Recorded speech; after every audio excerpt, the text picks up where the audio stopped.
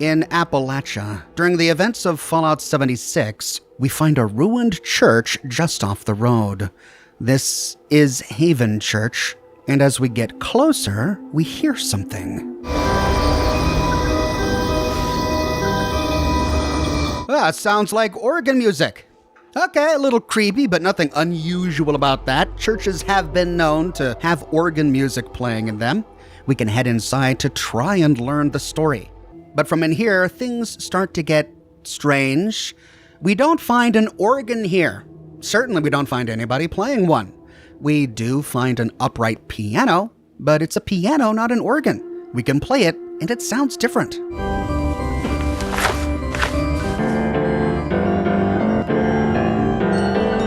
Where is this music coming from?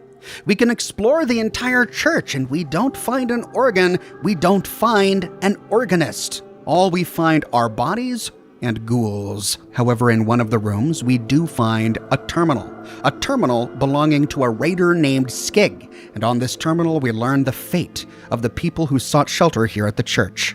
On December 14th, 2077, a small raider gang led by Skig assaulted the church because one of their members named Brock said that these people had tons of food and resources.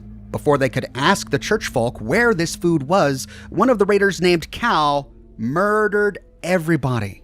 The raiders decided to toss the bodies out back. Over the months and days that followed, they turned the church into a little bit of a raider base, using it as a point from which to conduct raids upon nearby communities. But one day, on February 2nd, 2078, the author of this entry woke up in the middle of the night hearing some kind of weird music.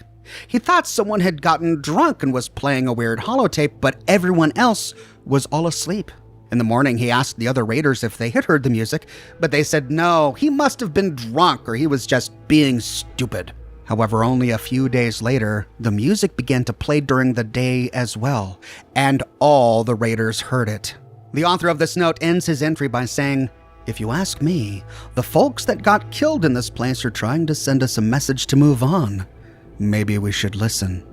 We can explore the entire church, leap upon the roof, examine every tree. We never find a loudspeaker, a holotape, a radio. We find nothing that can explain this organ music, let alone an organ or an organist.